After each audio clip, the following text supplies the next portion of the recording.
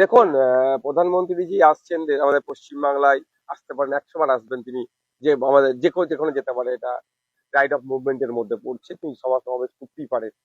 কিন্তু সিঙ্গুরে যে আমরা কাল কারখানাটা পেলাম না, সেই সময় কিন্তু রাজনাথ সিং এরকেও আমরা দেখতে পেয়েছিলাম। মমতা ব্যানার্জি যে ধর্ণা টর্ণা করেছিল সেখানে উপস্থিত ছিল। আজকে নিশ্চিতভাবে যখন আসবেন দেশের প্রধানমন্ত্রী, সে অবস্থাটা তার ক্লিয়ার করবেন, সেই সময় তার অবস্থানটা কি ছিল তার দলে।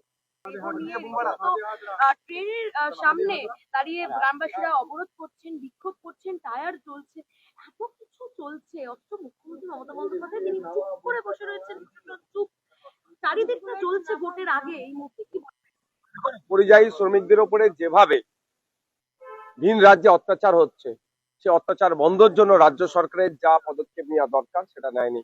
আজকে বাধ্য হয়ে গ্রামবাসী রাস্তায় নামছে, তাদের পরিবারের, তাদের গ্রামের যে একজন মানুষ কাজে কর্মক্ষেত্রে গিয়ে খুন হয়ে ফিরে আসছে, সেটার প্রতিবাদ জানিয়ে আমরা দেখছি একের পর এক কোনো জায়গায় সোমনাথ দেবনাথ, হেমন্ত রায়, সাবির মল্লিক, জুয়েল রানা একের পর এক লাশ হয়ে বাড়ি ফিরছে। এই যে ভিন্ন রাজ্যে কাজে গিয়ে অত্যাচারের সম্মুখীন হতে হচ্ছে, হত্যা হয়ে ফিরে আসছে, সেটা রোধের জন্য রাজ্য প্রশাসন, লেবার ডিপার্টমেন্ট, ইভেন মুখ্যমন্ত্রী সেই ধরনের কোনো সদিচ্ছা দেখতে পাচ্ছে না। আজকে যেটা হচ্ছে এর দায়ভার রাজ্য প্রশাসনের উপরে বর্তায়, রাজ্য সরকারের উপরে বর্তায়। চাকুলিয়ায় আমরা দেখেছি, ফারাক্কাতেও দেখলাম, এসআইআর নিয়ে দিকে দিকে রীতিমতো বিক্ষোভ চলছে এবং নাম করেই বলা হচ্ছে যে তৃণমূলের যারা কর্মী সমর্থক সেখানে দেখা যাচ্ছে রীতিমতো গুন্ডাগিরি চালাচ্ছে।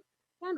দেখুন, এসআইআর এর নামে বর্তমানে যেটা হচ্ছে, হেয়ারিং এর নামে যেভাবে অহেতুক হয়রানি করা হচ্ছে, এর বিরুদ্ধে চরম আমি। কিন্তু একটা জিনিস, প্রতিবাদ অবশ্যই করতে হবে, প্রোটেস্ট করতে হবে, অবশ্যই পিসফুলি হওয়া দরকার, শান্তিপূর্ণভাবে প্রতিবাদ করা দরকার।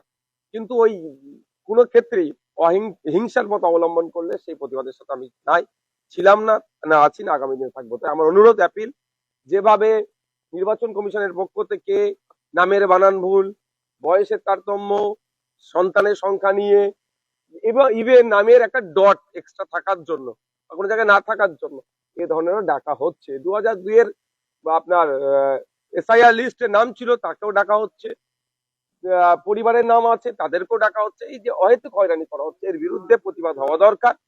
আমিও প্রতিবাদ করছি দিকে দিকে, কিন্তু প্রতিবাদটা অবশ্যই শান্তিপূর্ণ হওয়া দরকার।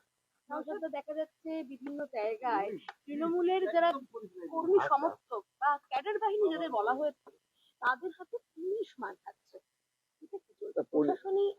পুলিশ আজকে তার যে গ্রহণযোগ্যতা সে কত কলোনিতে নিয়ে গেছে সেটা দেখুক।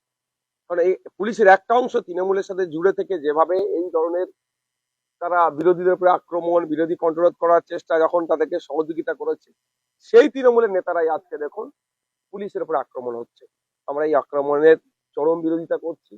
পুলিশ প্রশাসনকেও বলবো, আপনারা আপনাদের সিদ্ধারা সোজা রেখে আপনারা পুলিশ কোড অনুযায়ী কাজ করুন। কোন রাজনৈতিক দলের পক্ষপাতিত্বমূলক আচরণ বা তাদের পক্ষ নেবেন না। আরেকটা ইস্যু হচ্ছে সিঙ্গুরে প্রধানমন্ত্রীর জনসভা, আর একটা দিনের মাঝে আমার একটা দিন সময় রয়েছে। এই যে স্বপ্নভঙ্গ যাদের হয়েছিল, সেই কৃষকরা আশায় আবারও বুক ধরেছেন। তারা বলছেন যে আবারও হয়তো শিল্প আসতে পারে। এটা নিয়ে আপনার কি? দেখুন, প্রধানমন্ত্রী আসছেন আমাদের পশ্চিমবাংলায়, আসতে পারেন, 100 বার আসবেন তিনি। যে আমাদের যেখানে যেতে পারে, এটা রাইট অফ মুভমেন্টের মধ্যে পড়ছে, তিনি সভা সমাবেশ করতেই পারে। কিন্তু সিঙ্গুরে যে আমরা কারখানাটা পেলাম না, সেই সময় কিন্তু রাজনাথ সিং এরকেও আমরা দেখতে পেয়েছিলাম। মমতা ব্যানার্জি যে ধর্ণা টর্ণা করেছিল সেখানে উপস্থিত ছিল। আজকে নিশ্চিতভাবে যখন আসবেন দেশের প্রধানমন্ত্রী, সে অবস্থাটা তার ক্লিয়ার করবেন, সেই সময় তার অবস্থানটা কি ছিল তার দলে।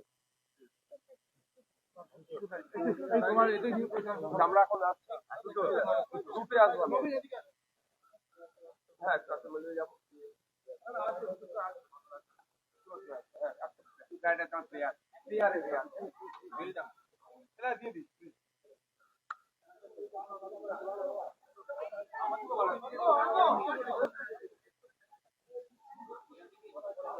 আমি প্রত্যেকটা প্রোটেস্টের পক্ষে, কিন্তু অহিংসার পথ অবলম্বন করে যে প্রতিষ্ঠা হবে সেটা আমি।